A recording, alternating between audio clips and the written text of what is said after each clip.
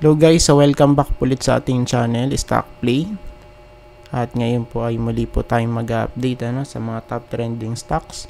Don't forget to subscribe sa ating channel and pakipress na rin po yung notification bell para palagi po tayong ma-update at ma-notify sa mga bagong videos na i-upload natin.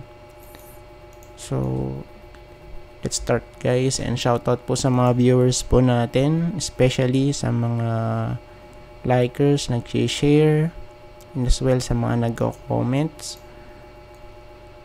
So maraming salamat po sa walang sawang suporta, no? Ayan, so let's start with SPNEC. Okay, so right now, kung titignan natin, padiretso pa baba, yun lang So for this one, medyo grabe to kasi kung titignan natin, so halos ka lang na to, crossover lang guys for SPNEC, no? Same here, of course bumaluktot na, right? Ayan, so bumaluktot na, and pagka sinilip natin to kasi ang pinaka support for this one ito ay sa 1.13. So siguro yung dito, worst case malapit sa 1.1. So pwedeng ganun yung maging setup natin for this one, since ito yung breakout area, no, for SPNEC. And since nung nag-breakout nga, wala pang throwback dito. Ayan. So, tingnan natin to, no? At medyo maraming nagsasabi na or natatakot, sa Instagrams. Ayan. So, ngayon, kapag sinilip natin sa daily chart, since nung siya, nag-breakout sa may taas ng 200, wala pang throwback to actually. So kung ito ay sinasabi nating pullback, so medyo manipis yun, ayan, kasi kung papansinin natin, 2 days lang, slight pullback lang yan, then push agad. Okay. And sa part na to, of course, pwedeng mag-retest dito ulit sa may 200 day. So, para ma-hit yung natin, 200 day sa daily chart for SPNEC, dapat yung price is bumagsak sa 1.12. Yan. So, yan po yung nakikita natin for SPNEC right now. Of course, yung maghanap na support to So, typical throwback, yung pwedeng mangyari dito for SPNEC. So, next po natin, Converge.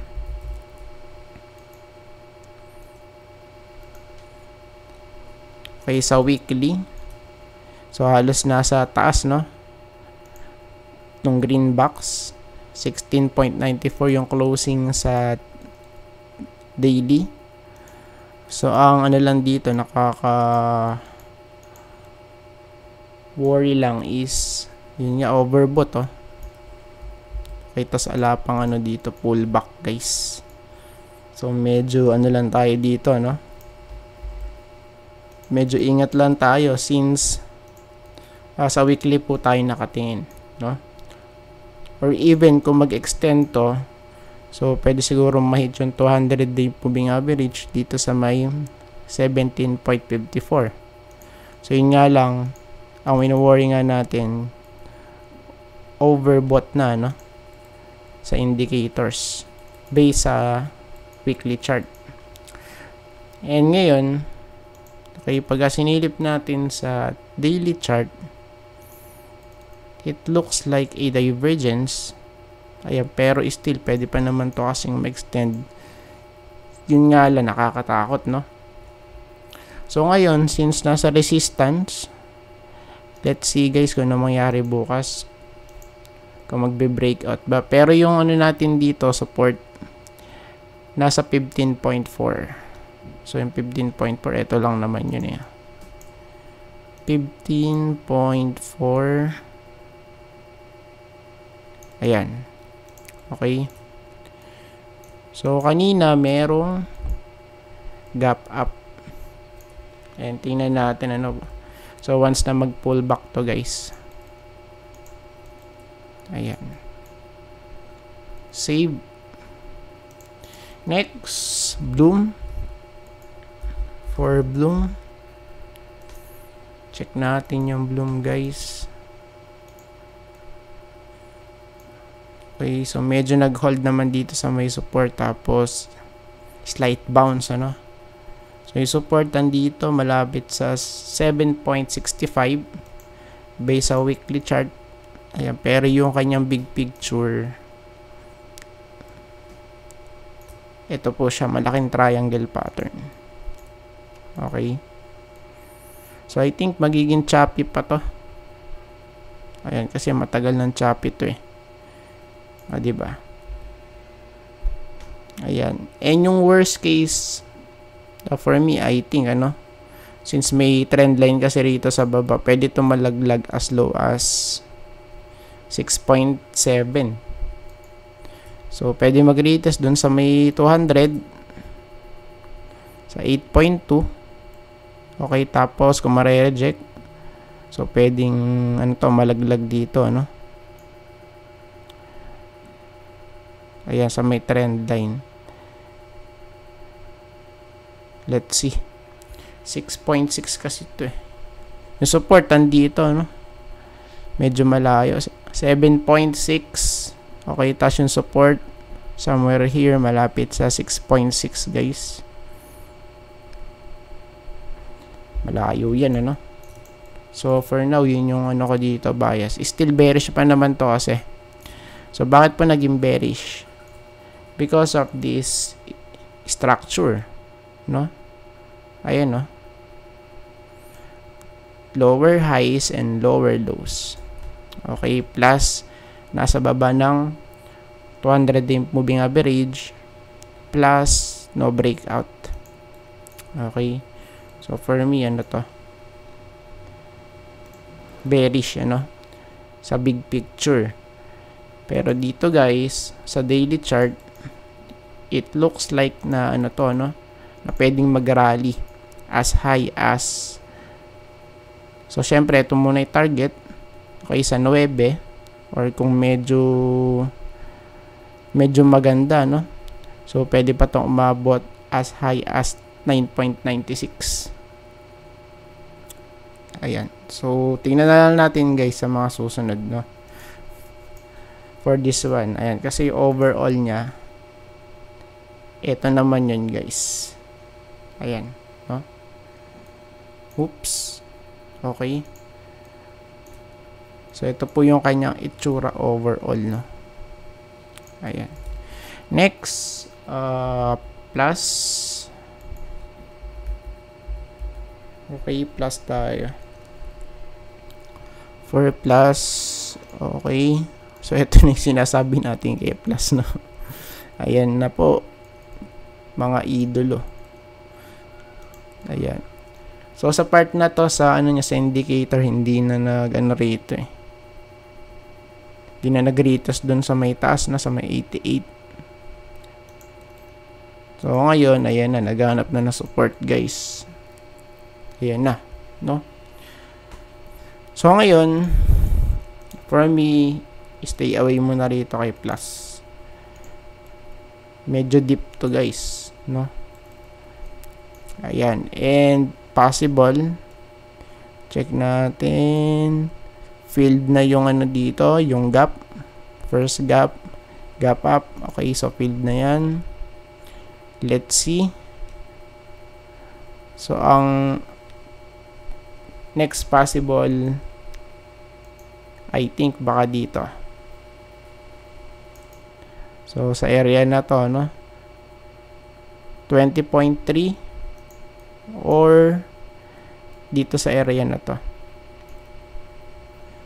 18.99 or sabihin natin sa 19, ano? Ayan, sa 19. Ayan. So, medyo, ano na siya, wala na siya sa trend, guys. Nalaglag na. Ayan, 1, 2, 3, 4, and boom. Nag-close dun sa may baba, no? Ayan, kaya medyo ingat lang po dito. For plus, medyo, to. Looks like hindi maganda, guys, yung kanya itsura nung chart. Ayan. So, dito nga lang mukhang double tap na, no? Okay. Next, FCG. Check natin FCG, guys. So, dito, ano nangyari? Okay, so medyo namula, Medyo namula. Whoops. Okay. Kung titingnan natin, parang hindi naging breakout ang nangyari sa itsura, nung current candlestick ngayon. So, if that's the case, be ready. Ayan. So, I think pwede mag-dip to, Okay, for now. So, I think dito pwede. 0.71, Just in case lang na talagang, hindi magkuklose ng maganda to this week. Ayan, kasi resistance pa rin naman kasi to. And kung mag-a-add tayo ng trend line, pwede naman. Dito. So, siguro ito yung trend line na natin. Nasubaybayan natin. We have 1, 2, and 3. And possible dito, guys. 0.69. Ayan, pero yung ating horizontal support nasa 0.71. Okay. So, yan po yung nakikita natin for FCG. Okay. Since di pa naman kasi ito nagko-close, kaya let's monitor muna to, Save. Then, yung sa daily chart na to.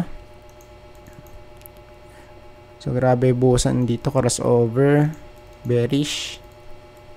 Ayan, So, sana lang mag-hold. Sana. Sana. Mag-hold. Kasi kung di mag-hold dito sa may support, ayan, sa may 0.77 na to, or sa loob ng mismong green box. So, ang next possible, of course, dito yan, 0.71, Pwede ron. 0.71 malapit. Kasi ito, pwede pa natin to extend na konti. Ayan.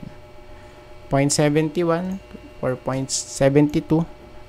Basta malapit dun, guys, So, let's see. Ayan. And last but not the least, of course, MRC. Check natin sa weekly chart. Okay. So, medyo nagiging green. Yun nga lang, hindi pa to close. Yung kanyang current candlestick sa weekly chart. And it's still downtrend. So, yung kasi mahirap dun. Ayun, No breakout since March 2023. Okay, plus yung sa ito, yung sa may big picture niya, yung recent top ay yung peak 2021 pa to. Ngayon 2024 na, Sobrang tagal, guys. And tignan natin kung ano mangyari dito for MRC. So, nag-trending ulit. So, maybe may something, Hindi po kasi ako updated sa mga, dito,